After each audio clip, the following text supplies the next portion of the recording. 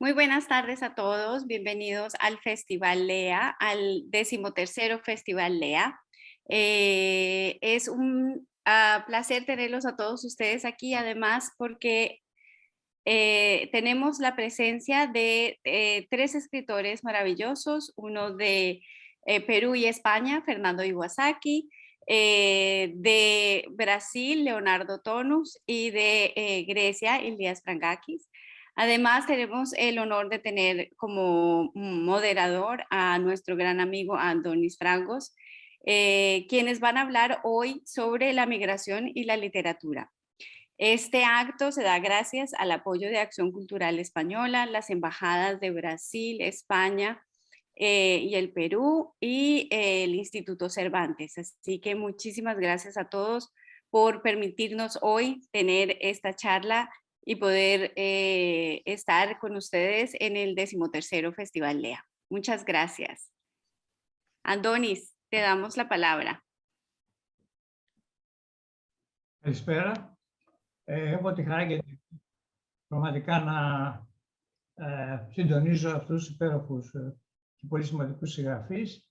Ευχαριστήσω το Φεστιβάλ ΛΕΑ και την Αδριάννα Μαρτίνες και το Ινστιτούτο Σερβάντες και την ευκαιρία που μου δίνουν. Θα ήθελα λοιπόν να ξεκινήσουμε δίνοντας επειδή ακριβώς είναι ομοεθνής μου στον κύριο Ηλία Φραγκάκη, αλλά περισσότερο γιατί έτυχε να διαβάσει ένα βιβλίο που είναι σχέση με την προσφυγιά και τη μετανάστευση. Οπότε θα ήθελα να μας μιλήσετε, κύριε Φραγκάκη, γενικά την εμπειρία σας και τη λογοτεχνική, αλλά και την προσωπική, πάνω στο θέμα της μετανάστευσης και οπωσδήποτε της προσφυγιάς. Καλησπέρα σε όλους. Boa tarde a todos, todas. Να κάνω ένα σύντομο χαιρετισμό στα ισπανικά, αλλά δεν θα το κάνω για να μην μπερδέψω περισσότερο τεχνικά. Gostaria de dizer algumas palavras em espanhol, mas não faço para não confundir. Καλησπέρα στο συντονιστή μας, τον έγκριτο δημοσιογράφο και κριτικό Αντώνη Φράγκο και όλους ιδιαιτέρως. Θέλω να καλησπερίσω O jornalista e crítico de literatura Antônio Francos, também ao Fernando Iwasaki e ao Leonardo Tonus. Não sei o que posso oferecer. Já se sabe que a Grécia é uma porta de entrada de pessoas perseguidas que vão da Síria, Afeganistão, Paquistão, para não dizer mais nomes de países. Leonardo, tudo bem? Da Palestina também e da África. Το ένα πρόβλημα λοιπόν είναι οι τεράστιες ποσότητες ανθρώπων οι οποίοι χρήζουν βοηθείας. O problema é a multidão, o grande número de pessoas que entram ou querem entrar. E entram na Grécia de passagem. Elas têm na cabeça a terra prometida, Suíça, Alemanha, etc. E um problema é a entrada e o reenvio delas, o famoso pushback. Και είναι και ένα O παιχνίδι pushback delas para a Turquia. με χρηματοδοτήσεις, θα ανοίξω τις πόρτες και θα σας στείλω και άλλους πρόσφυγες κτλ. Είναι επίσης ένα παιχνίδι που παίζει η Ευρώπη με την Ελλάδα. Joga sujo porque pede dinheiro para os imigrantes que estão no seu território e pede dinheiro da União Europeia.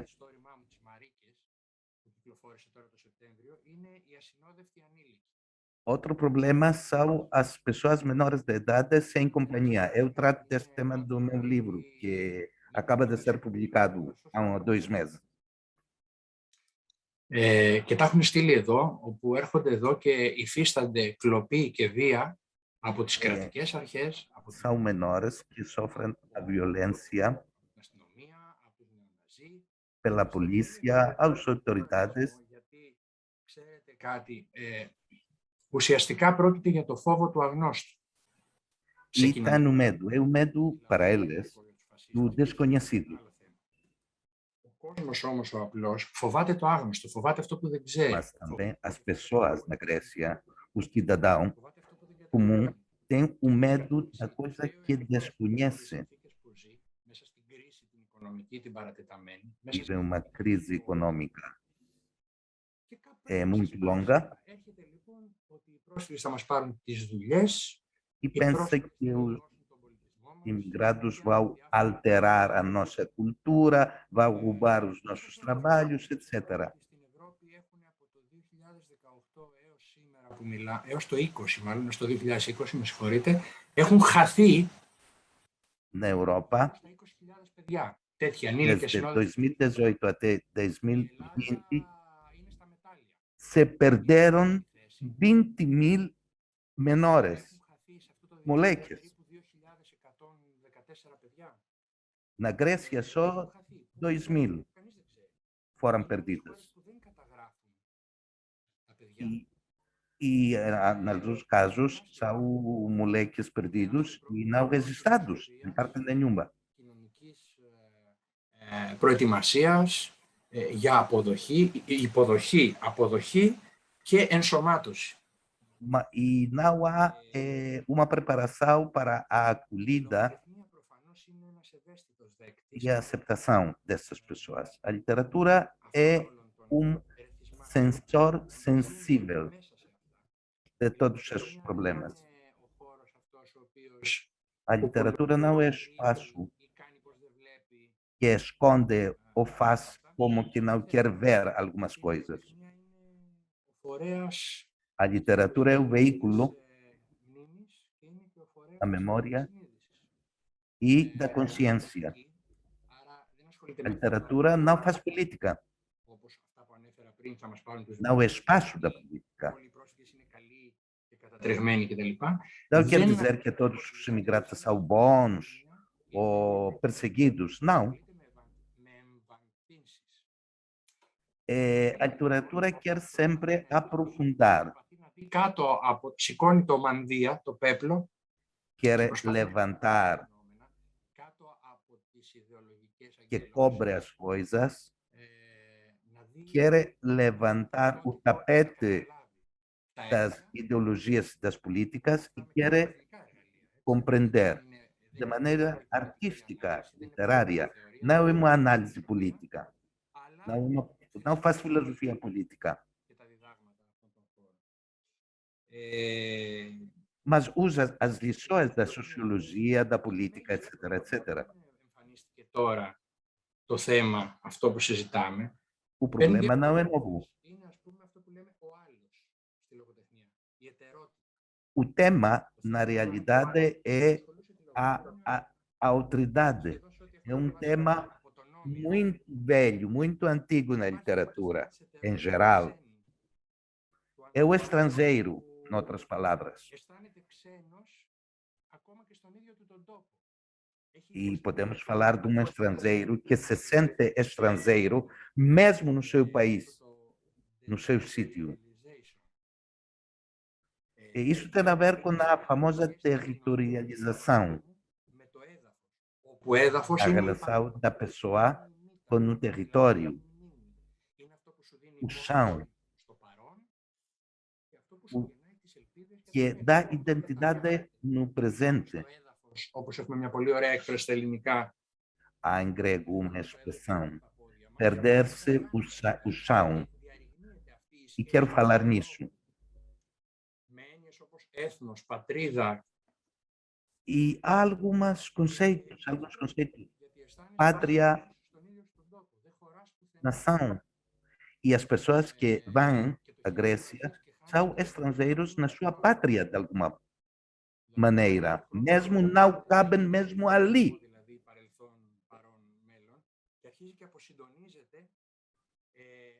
E perdem as noções passado, presente e futuro.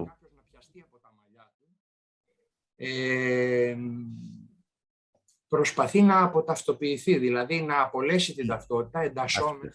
Estas pessoas tentam perder-se a identidade. Οι μαζικές, ας πούμε, του φασισμού, του χουλιγανισμού κτλ. Είναι μια φυγή από την ταυτότητα. Είναι το E ανήκει. algumas ideologias, como o fascismo, etc., são uma fuga da realidade. Οι πρόσφυγες έχουν ένα άλλο θέμα. Εντάσσονται στην ομάδα για να επιβιώσουν. Και να επιβιώσουν όχι μόνο να Os φάνε. imigrantes entram no seu grupo para sobreviver como existências, como consciências. Τη ζώνη επαφής που έλεγε η Πράτ. Αυτή τη ζώνη δηλαδή στην οποία θα έρθουν και θα συναρμοστούν με τον O importante é o interface, a zona de contato entre as duas culturas, a zona de dar e receber, de perceber e serem percebidos. Η φυσική αντίδραση είναι να το επιστρέψουν και καμιά φορά αυτό επιστρέφει πολλαπλάσια. Os imigrantes recebem o rejeito, eles devolvem o rejeito, mesmo multiplicado. Πολύ ισχυρά ερίσματα και πάρα πολύ ισχυρές αρνητικές αντιδράσεις στο να αφομοιωθούν. Και παραμένουν πάντα Muitas pessoas αυτόνομες, μη ενταγμένες στο em υπόλοιπο ambos lados que resistem à assimilação, à compenetração mútua.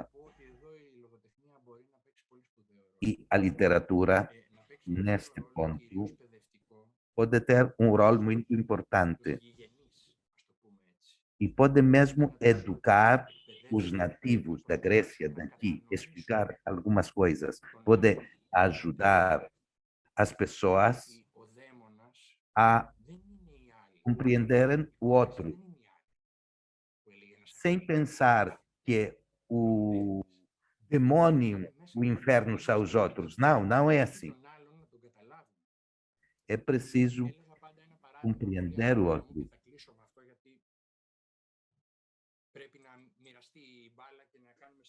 E vou encerrar aqui com o que eu vou dizer.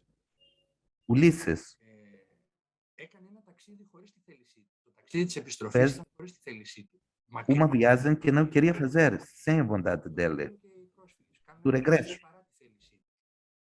Os imigrantes fazem o mesmo, uma viagem que não queria fazer, não decidiram fazê-lo. Está à procura de um espaço capaz de aceitar a sua existência. Ulisses, o que fez?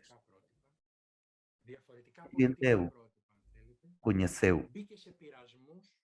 entrou em tentações, entre aspas,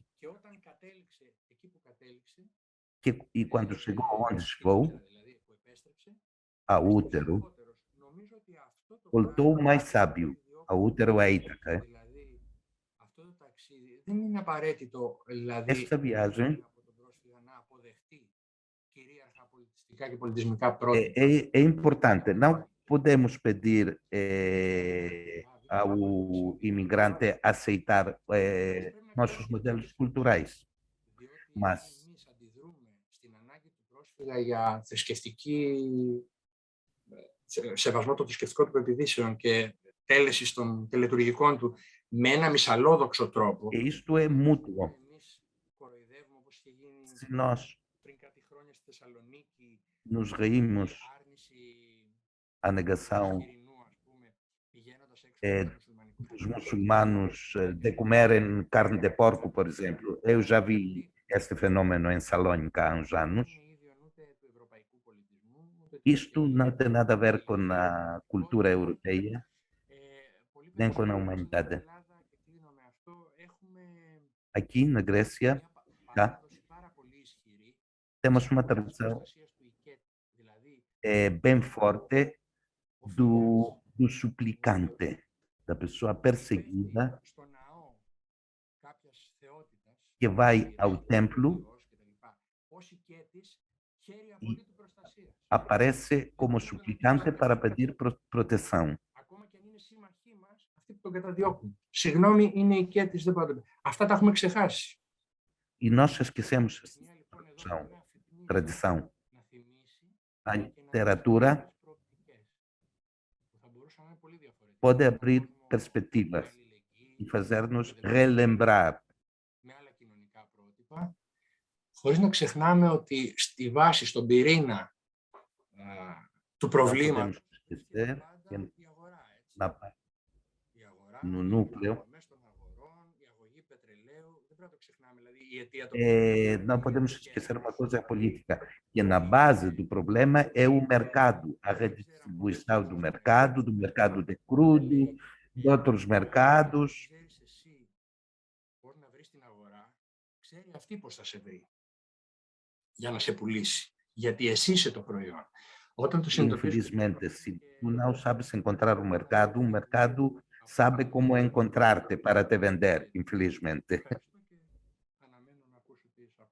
Agradeço. E podemos voltar a falar.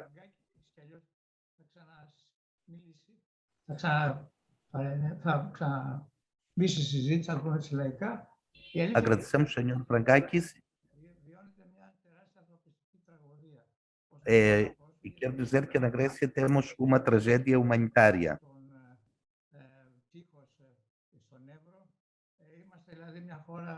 Com o muro que foi feito no Rio Ebro, que separa a Grécia da Turquia,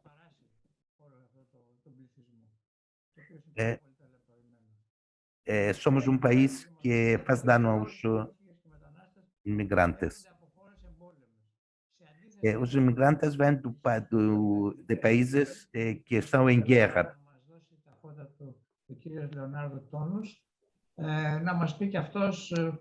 Agora o Leonardo Tonos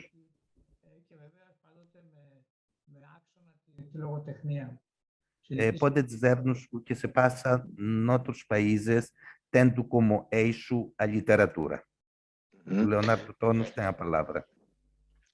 Boa noite a todas e a todos, aos colegas aqui da mesa, Antony. Queria, em primeiro lugar, agradecer o convite, muito feliz de estar aqui participando dessa mesa em torno de literatura e imigração.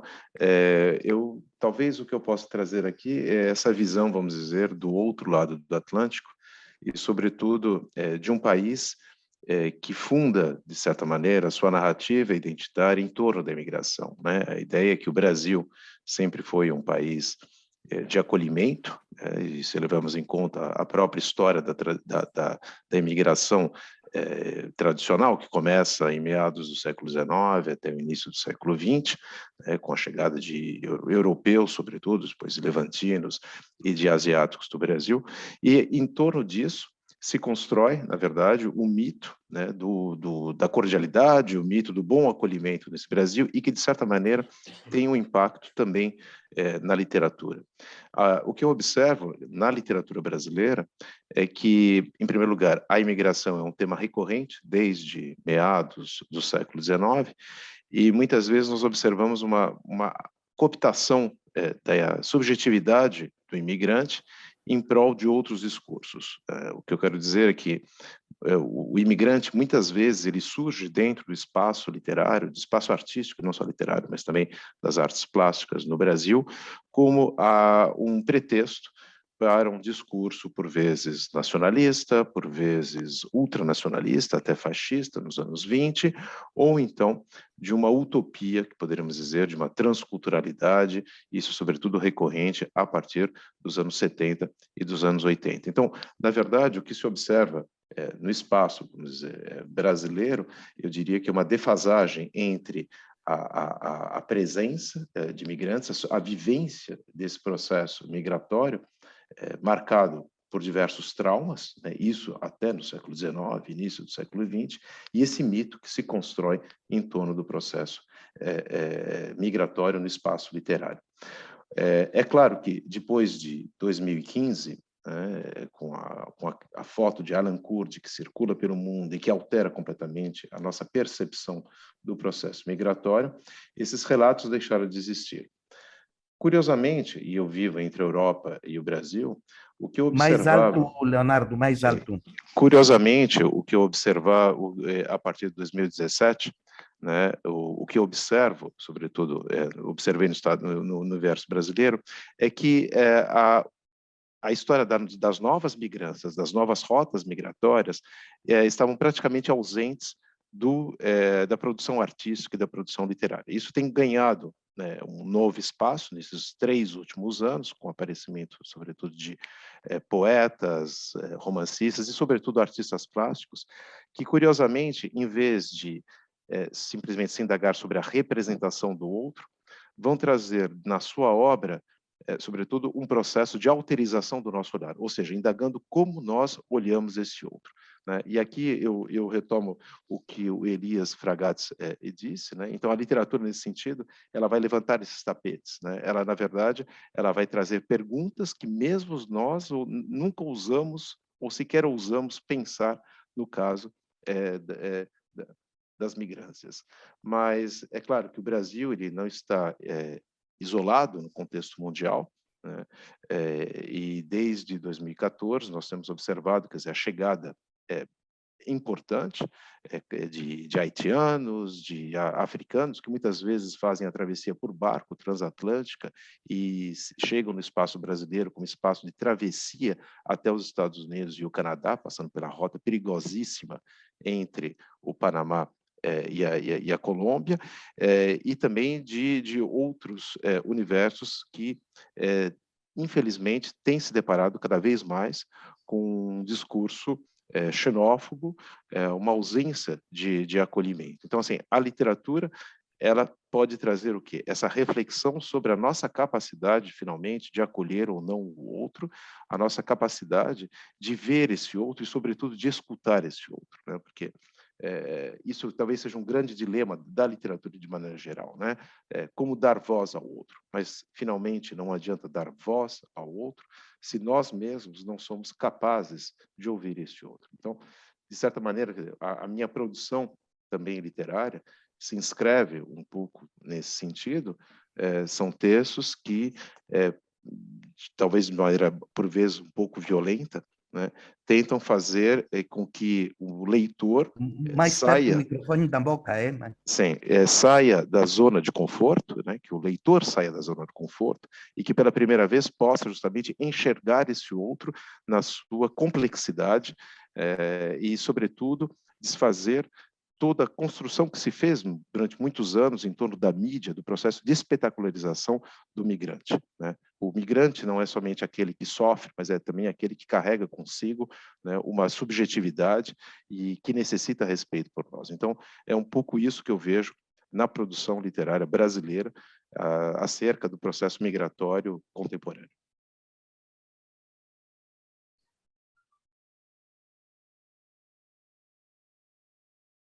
Τελειώσατε για την ώρα? Όχι.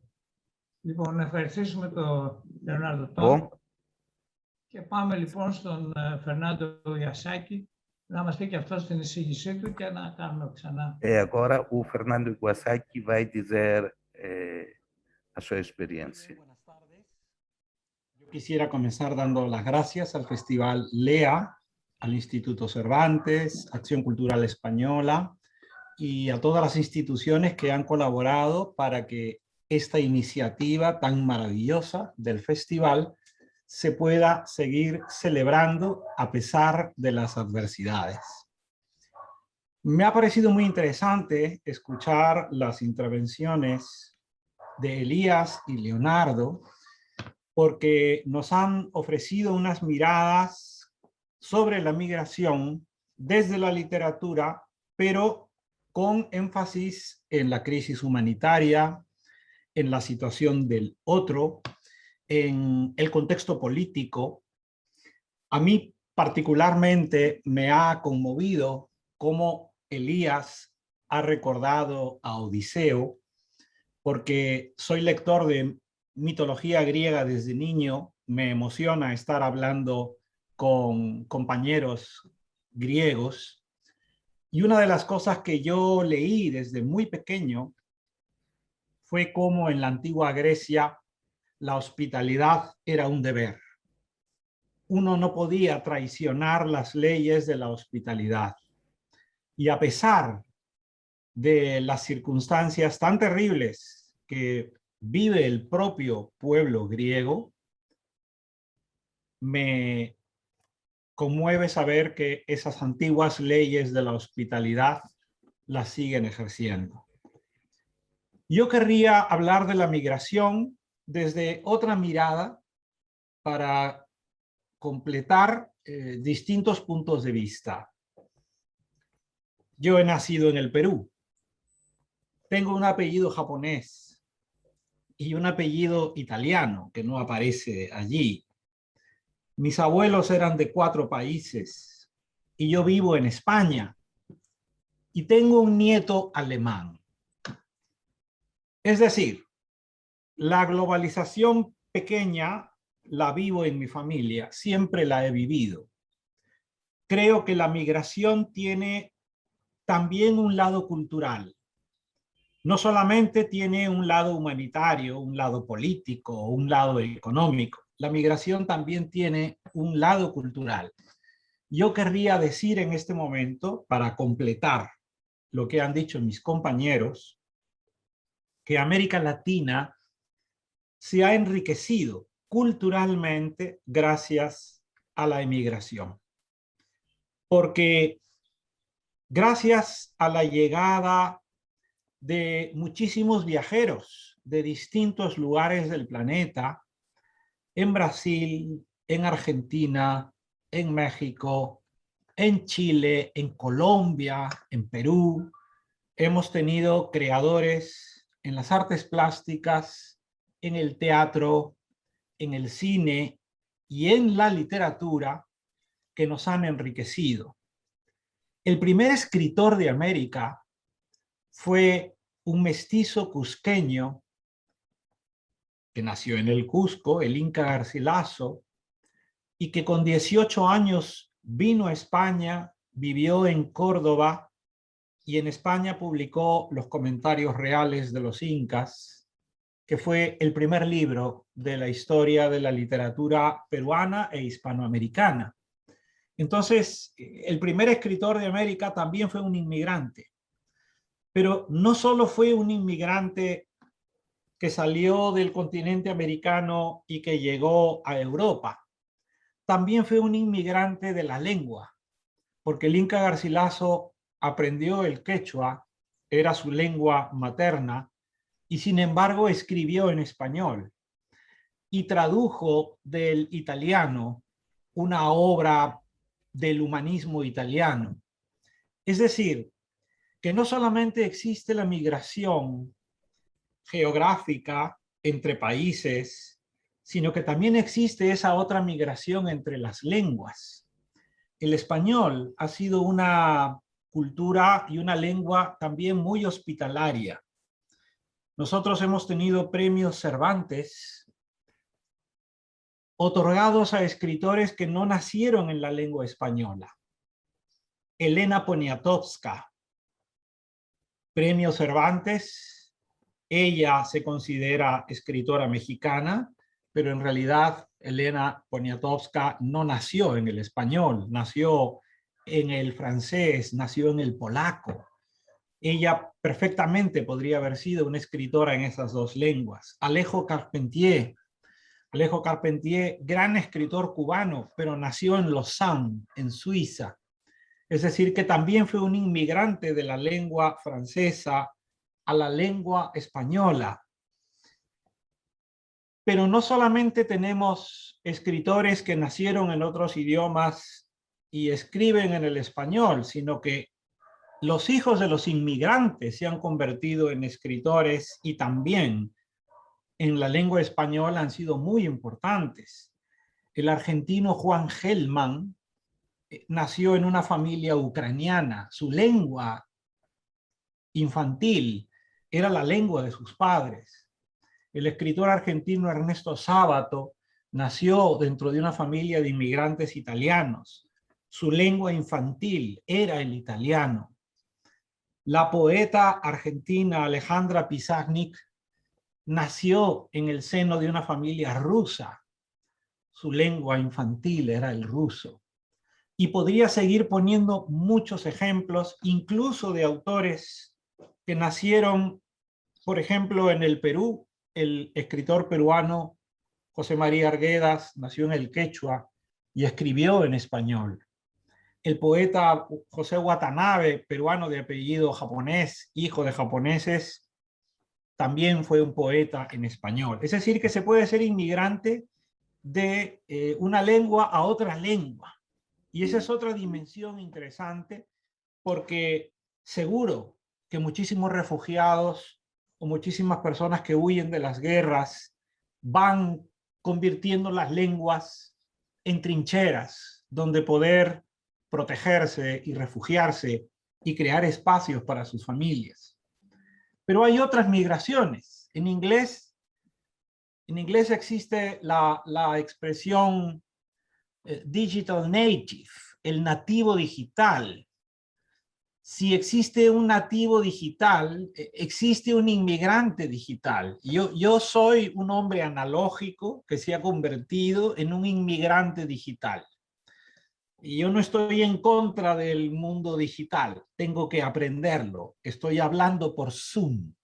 El mundo digital nos ayuda mucho, pero a algunas personas nos cuesta más que a otras vivir en este mundo de pantallas. Entonces, yo creo que es muy importante darle a lo digital, mejor dicho, a la inmigración, el significado más amplio posible. Es humanitaria, es política, es cultural, es lingüística, es étnica, y nosotros en este momento a lo mejor somos muy conscientes. Fernando, perdona un momento, algo pasa con tu imagen. Sí, pero no sé cómo hacerlo. Ah. Soy inmigrante digital, entonces no sé cómo conseguir que mi cámara mejore. Yo no la he tocado. Seguramente que los que nos siguen y que tienen menos de 40 años saben qué hacer, pero yo no sé qué hacer. Y este es uno de los dramas del inmigrante. Esto se ha arreglado solo, por ejemplo, se ha arreglado solo porque algún joven desde su casa remotamente ha tenido la generosidad de ayudarme. Entonces, todas estas miradas sobre la migración me parece que hay que juntarlas, porque estamos viendo muchos dramas humanos, pero también hay una dimensión cultural, una dimensión alimenticia. Imaginemos, por ejemplo, qué sería de la gastronomía europea sin la patata, sin la papa, sin el tomate, productos que llegaron de América junto con el oro y la plata de las minas y junto con los saqueos probablemente y con todas las cosas que ocurrieron en aquellos años, pero la patata salvó a Europa de las grandes hambrunas. La patata fue una inmigrante, es una inmigrante por excelencia, porque fíjense que en cada lengua la patata tiene un sustantivo distinto. En inglés es potato, ¿no? En portugués es batata, en francés es pomme de terre, en alemán es Kartoffel. En cambio, el cacao es la misma palabra en todas las lenguas. Seguro que en griego cacao es cacao. Fue una migración sofisticada, conservó el nombre. La patata fue una migración del hambre.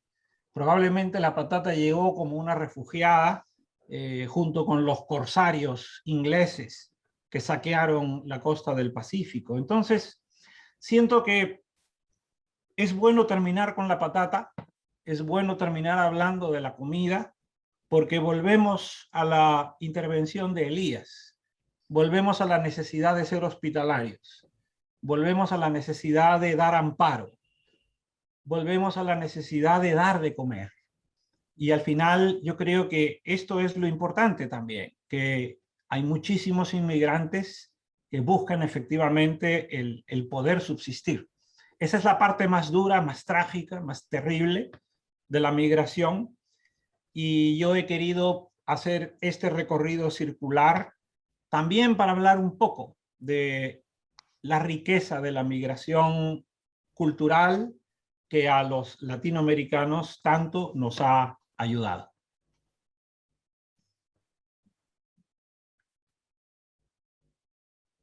Ωραία, ευχαριστούμε. Το όνομά σας είναι Ιαπωνέζικο. Agradecemos. Θυμίζει και τον Φουτζιμόρι, τον περίφημο πρώην πρόεδρό σας. Pero no es mi pariente. O nome faz lembrar o nome de Fujimori. E Vasaki disse que não é da minha família. Ονόματα, αλλά δεν έχετε καμία σχέση. Να πούμε ότι ακόμα και μετανάστες ισπανική γλώσσα ήταν όπως ο Πάκο Ιγνάσιο Τάιμπο, ο Segundo, που πήγε από την Ισπανία στο Μεξικό λόγω του Há também imigrantes na mesma língua, como o taibo, que passa do espanhol de Espanha ao espanhol de México. Όχι μόνο γλώσσας, αλλά εντός μέσα στην ισπανική γλώσσα. Αλλά να πάμε λοιπόν. Mesmo há imigrantes dentro da língua espanhola, é? Συντονιστής, να πάμε πάλι στον Ηλία Φραγκάκη. Eu sou coordenador, moderador. Γιατί είναι φρέσκο. Dou a palavra a Elias. Και μιλάει ακριβώς για αυτό το πράγμα που έκανε ήδη μια γενικότερη εισήγηση. O livro dele fala sobre o que você acaba de dizer.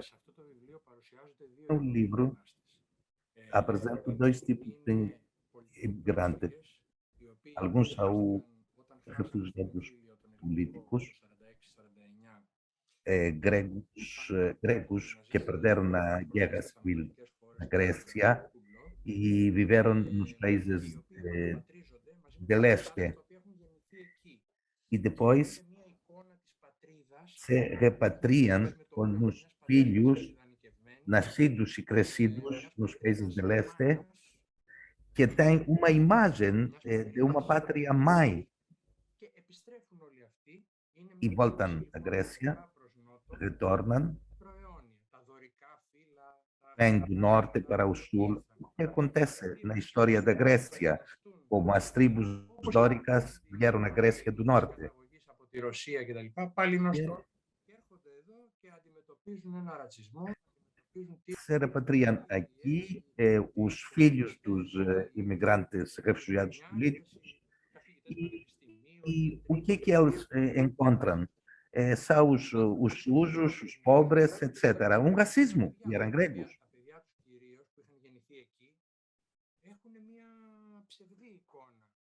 E os filhos, normalmente, têm uma imagem falsa da pátria. E aparecem os traumas.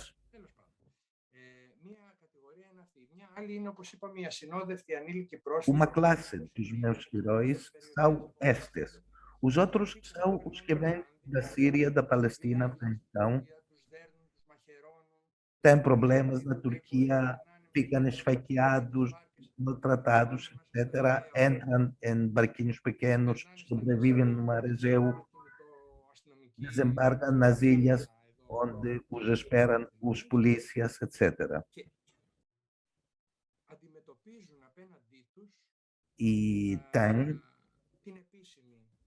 de confrontar-se com a violência oficial da polícia e, uma coisa pior, os grupos fascistas da extrema-direita.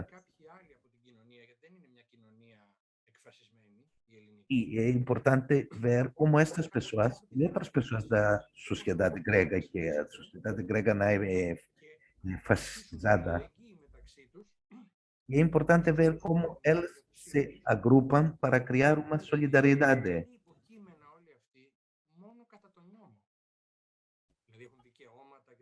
Essas pessoas são sujeitos segundo a lei, mas na realidade são res, no significado latim da palavra.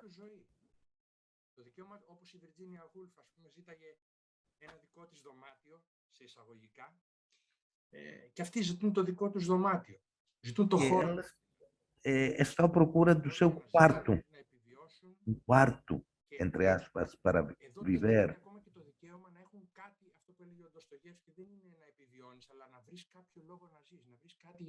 E como dizia Dostoiévski, o importante é não sobreviver, é encontrar uma razão para viver.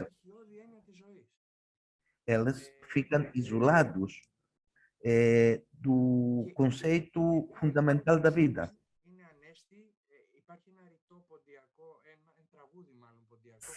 Era sembeira, são estrangeiros. Há uma canção grega no estrangeiro grego e na Grécia é estrangeiro. É uma canção grega tradicional. E não é por acaso que um jovem, um curdo, esconde a sua identidade, leva máscaras, muitas vezes os estrangeiros. E esse pequeno curdo escreve literatura, ele lê em árabe a Odisseia, e para ele é uma revelação. E o jovem curdo, o meu herói, começa a escrever histórias.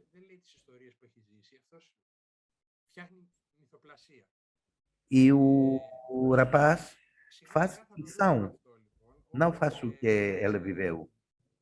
Vamos ver no futuro casos deste gênero. Há gregos na Alemanha, imigrantes nos Estados Unidos, na América Latina, e fizeram literatura. O que disseram os nossos colegas sobre a literatura dos imigrantes. Nós vamos ter também a nossa literatura dos imigrantes que nos vêm. É um do meu livro, evitei a simplificação, as coisas simplórias. Os imigrantes são bons, os polícias são maus, etc. Não, não quero ser simplório.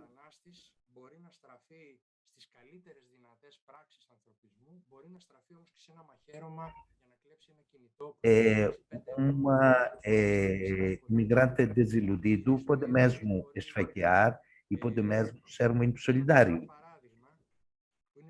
Um exemplo latino-americano, na Noruega. Havia milhares, faziam uma manifestação.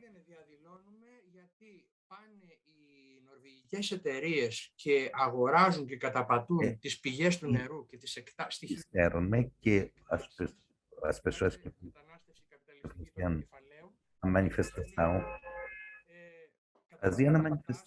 porque as empresas noruegas expulsam de territórios latino-americanos os mapuche para roubar água e outras coisas. Para o índio e para todos, o conceito da terra, do território, a consciência coletiva, o imaginário, é uma coisa importante. A pessoa fica sem contato com este imaginário, com o território e o terreno, pode vender drogas, pode fazer coisas piores, pode tornar-se selvagem.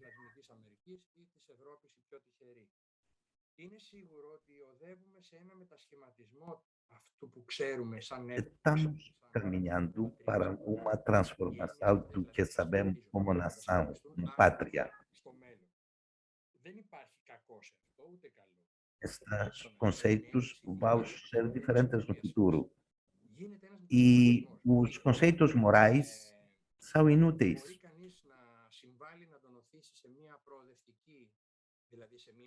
Alguém pode ser progressista, isso é avançar, mas, por outro lado, pode haver uma globalização em favor do mercado. E pode mesmo aproveitar a tolerância do diferente, do outro, da diversidade.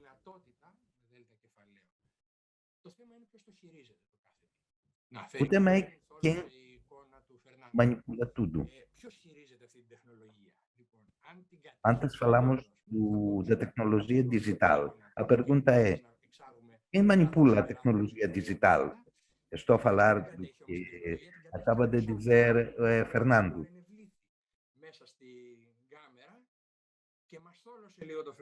Alguém entrou na imagem e destruiu a imagem. Fernando é muito importante, o trabalho dele fala por ele. Gostaria de dizer, σε αυτό το χώρο του Αιγαίου και της Μεσογείου, neste espaço do Mediterrâneo, do Mar Egeu, temos sempre momentos do Oriente para o Ocidente e do Norte para o Sul. Se esta coisa aconteceu noutros tempos, no Ocidente, mesmo quando o Ocidente europeu era vivido por bárbaros.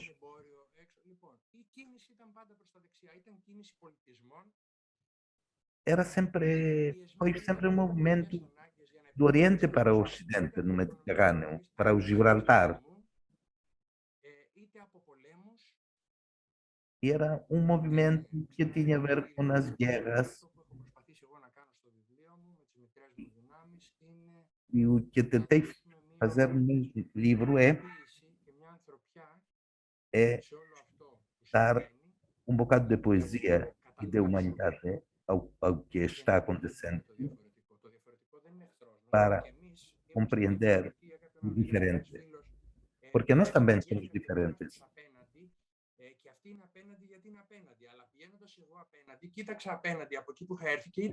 Um amigo escreveu, eu atravessei a rua e quando atravessei a rua vi o meu sítio como diferente, o sítio que tinha antes.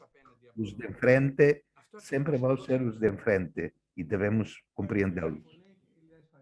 Agradeço, Sr. Pankakis. Tonos, toma a palavra. Με τις σημερινές συνθήκες τελευταίων Pode χρόνων, dizer-nos, πώς κινείται com as condições dos últimos anos no Brasil, η λογοτεχνία συμπεριλαμβανομένης και της ποίησης a literatura de hoje e a poesia και coloca os temas dos refugiados e dos imigrantes, τα ξέρετε καλύτερα από μένα, κοινωνικές συνθήκες, πολιτικές as συνθήκες. condições são muito duras, as políticas sociais do Brasil, existe o coronavírus também,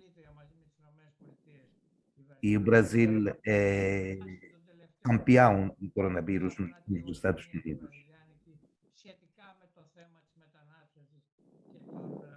E que há na literatura atual brasileira com respeito à imigração hoje? Há alguma coisa, algumas coisas principais? Obrigado, Antonis, pela pergunta. E eu vou começar respondendo sobre o coronavírus. Porque o coronavírus, ele também, a pandemia do coronavírus, curiosamente, também nos colocou diante a uma situação de migrância, né? Eu sempre digo que, em vez de nos exilarmos, né, para fora, o coronavírus nos trouxe novamente a situação de nos insilarmos, como dizemos em espanhol, l'incilio, né? Esse isolamento do sujeito dentro do seu espaço doméstico, claro, não por questões políticas, como muitas vezes o incilio em espanhol é conhecido, mas esse isolamento dentro do nosso espaço doméstico que nos levou a nos confrontar com uma outra alteridade, talvez seja a pior das alteridades, que somos nós mesmos. Durante mais de 2 anos, nós tivemos que conviver com nós mesmos e tentar aceitar a nossa própria alteridade. No que diz respeito à literatura hoje contemporânea que trata da imigração, de fato, eu vejo uma mudança drástica em relação, digamos, a essa visão, por vezes, eufórica, ou então, muitas vezes, nostálgica, que se limitava a digamos, ao processo migratório dos anos 20, dos anos 30, ainda retomando essa ideia da fundação de uma narrativa identitária fundamentada na solidariedade ou na falsa solidariedade, que seria o caso, então, da cordialidade brasileira. Autores como Julian Fuchs, que é de origem argentina e que de exilados, de pais exilados no Brasil, trazem, por exemplo, uma reflexão muito profunda sobre a nossa capacidade de ver o outro. No seu último livro, Ocupação, em que ele relata uma experiência artística num espaço ocupado por pessoas que não têm abrigo e por refugiados, e, sobretudo, sobre a cooptação do sujeito migrante pelas mídias, em que muitas vezes ele é desumanizado, né? É a história que o imigrante não tem direito ao amor, o imigrante não tem direito digamos, a uma humanidade. O imigrante, o refugiado, a pessoa em situação de refúgio, é somente aquela que sofre, aquela que, na verdade, sofre todos os martírios do processo migratório. Eu acho que o Julian Fuchs, para mim, seria o principal expoente dessa questão. E há também o caso de... Estão me ouvindo? Não? Não estão me ouvindo? Δεν ακούγεται. Χάθηκε. Τώρα. Κάποια στιγμή έκανε ένα κενό μεγάλο. Sim, estão me ouvindo. Há, por exemplo, também, e aqui eu retomo o Fernando, quando ele disse desse processo de migrações linguísticas, um outro fenômeno também bastante atual, eu penso numa poeta, Prisca Augustoni, que reside no Brasil, ela é suíça, e ela escreve em 3 línguas. Ela escreve em italiano, ela escreve em francês e escreve em português. E, obviamente, ela não poderia deixar de trazer para dentro do seu texto poético essa dupla dimensão, não mais do imigrante, né? Ela retira, digamos, esse peso sociológico, esse peso também de uma palavra extremamente pejorativa ao longo dos anos, para uma literatura migrante, em que ela traz tanto a dimensão ética, da possibilidade ou da impossibilidade da hospitalidade para com o outro, como também a dimensão estética, né, nesse navegar entre línguas, lembrando sempre que toda literatura ela nasce da circulação, né? Não há literatura sem a circulação de ideias, sem a circulação também de imaginários. A noção mesmo de sedentarismo, eu diria que é uma invenção do século XIX. A humanidade ela nasce no processo nômade. As Américas são fundadas no nomadismo. Todas as nossas narrativas, muitas das nossas narrativas nacionais, se baseiam em textos digamos, fundamentados na questão, então, desse nomadismo. E nas artes plásticas, eu acho bastante interessante que os artistas eles têm também refletido muito sobre as artes plásticas, e é um caso, por exemplo, de uma artista que eu gosto muito, que se chama Regina Parra, que trabalha sobre a noção não somente do panoptismo, vamos dizer, lá do Foucault, né, dessa sociedade controlada e vigiada, mas por uma outra noção, que seria a noção do banoptismo, né, como as nossas sociedades, a partir do processo de securitização, na verdade, estão banindo do espaço nacional aqueles que são potencialmente perigosos, dentre os quais os imigrantes e pessoas em situação de refúgio. Então, assim, é toda uma reflexão, eu diria, muito menos centrada na representação do outro, do que centrada na nossa capacidade de autorização do nosso olhar para finalmente nos aproximarmos desse outro e termos com esse outro uma relação, pelo menos, de humanidade. E, como disse o Elias, é necessário trazer essa humanidade, trazer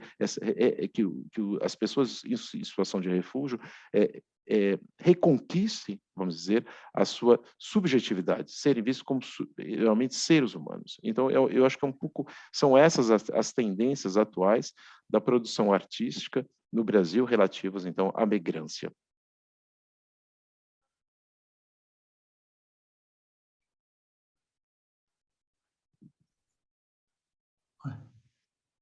Ευχαριστήσουμε λοιπόν τον Λεωνάρδο Τόνους και ας κλείσουμε o Leonardo e vamos dar a palavra ao Fernando Guasaki para ele dizer qualquer coisa. Pues sí, a mí me gustaría referirme a las migraciones internas, es decir, el Perú y probablemente muchos países latinoamericanos son países donde el racismo ha sido y sigue siendo una lacra muy terrible. En un país como el Perú, los movimientos migratorios más poderosos han sido los movimientos desde los Andes y desde la selva amazónica hacia la costa y concretamente a la ciudad de Lima.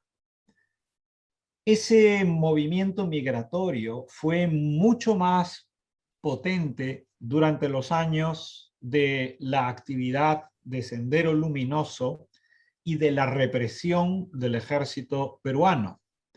Muchos pueblos de los Andes fueron abandonados y sus habitantes, los sobrevivientes, se refugiaron en Lima. Hoy la ciudad de Lima tiene el 50% de toda la población del país. Hoy Lima es la ciudad del Perú donde más se habla quechua, porque los hijos y los nietos de aquellos inmigrantes reivindican la lengua de sus antepasados. Y entonces está ocurriendo un fenómeno muy interesante, y es que desde la cultura popular está creciendo una actividad musical, artístico-plástica, literaria, audiovisual, que de pronto se está convirtiendo en una cultura migrante, pero dentro del Perú. Porque los tradicionales grupos limeños siempre han pensado que el otro era el habitante de los Andes. Nunca vieron al inmigrante europeo como el otro. Las clases altas peruanas de Lima querían parecerse a los inmigrantes europeos. Estaban encantados de que llegaran al Perú. Y al contrario, para ellos, los indígenas eran los otros. En el Perú, en Bolivia y en Ecuador, la población de origen indígena es muy grande, felizmente. En cambio, en países como Argentina, incluso en Chile, la población originaria ha desaparecido casi. Y no porque fueran eliminados durante la colonia. Fueron atacados por los gobiernos republicanos independientes. A mí me gustaría decir esto muy claramente porque es una vergüenza para nuestros países la forma como nuestras repúblicas supuestamente libres se dedicaron a eliminar a los ciudadanos indígenas o a imponerles un tributo económico cuando no podían acabar con todos ellos, como pasó en Ecuador, en Bolivia y en Perú. En México, en Guatemala, han ocurrido cosas muy parecidas, pero yo puedo hablar con mejor conocimiento de los países andinos. Entonces, en los países andinos, la literatura indigenista, por ejemplo, que ha sido una literatura muy importante, también se puede considerar el resultado de una migración cultural. Y la literatura o el arte neoindigenista contemporáneo, que también es digital y que también es tecnológico y que al mismo tiempo es también multicultural, pero sigue siendo andino, también es el resultado de ese proceso migratorio. Entonces, en esta segunda intervención, a mí me gustaría hacer hincapié, resaltar la importancia de las migraciones dentro de los mismos países, por ejemplo, el Perú, cuando estos países tienen una división muy grande por la desigualdad, por el racismo y por la pobreza. En países como el Perú, el otro no es el extranjero. El otro es el ciudadano de tu país, pero que habla una lengua indígena o que pertenece a las mayorías indígenas. Esto está empezando a cambiar y los resultados en este instante son espectaculares porque hay una producción literaria, una producción artística, una producción musical completamente nueva. No sabemos cómo va a terminar este proceso. Y creo que es muy interesante ver qué pasa en Guatemala, qué pasa en Ecuador, qué ocurre en Chile, porque todos estos movimientos están de alguna manera en contacto gracias a este fenómeno tecnológico al que me referí antes y que me desenfocó la cámara a mí. Pero menos mal que estos grupos están muy bien organizados. Hay un efecto virtuoso de la globalización porque muchos de estos grupos están en el activismo digital por la reivindicación de sus derechos. Y es curioso cómo en los Estados Unidos, que no tiene nada que ver con la realidad latinoamericana, pero que hay muchos latinoamericanos viviendo allá, se ha trasladado esta especie de lucha por la visibilidad de los pueblos originarios y hay movimientos muy interesantes que creo que algún día en una próxima edición de este festival LEA quizá podamos comentarlos invitando a algunos escritores chicanos, por ejemplo, que podrían hablarnos de su situación. Pero pienso que lo que nos ha planteado Elías, lo que nos ha planteado Leonardo, a mí me parecía importante complementarlo con esta visión interior de un país tan desigual, de un país tan dividido por el racismo como es el caso del Perú. Ωραία. Νομίζω ότι ολοκληρώσαμε. Να ευχαριστήσουμε τον Ηλία Φραγκάκη, τον Φερνάντο. Agradecemos Elias, Fernando e Tonos.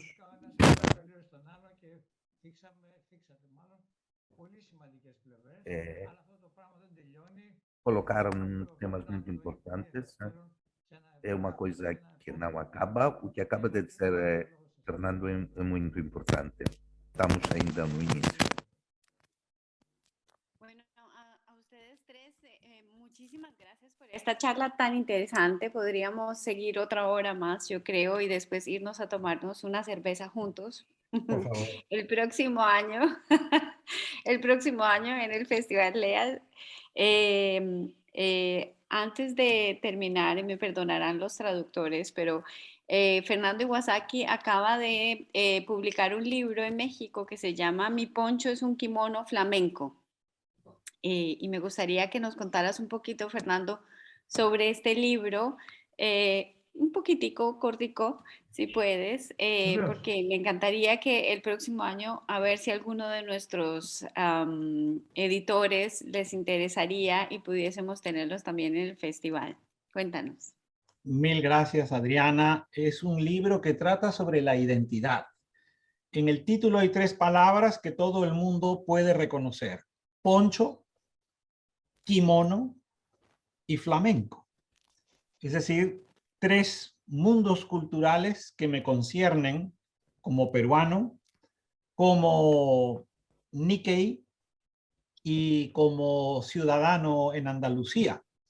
Entonces, este es un libro donde yo he unido todas las conferencias que durante más o menos 20 años he impartido en países donde no se habla español.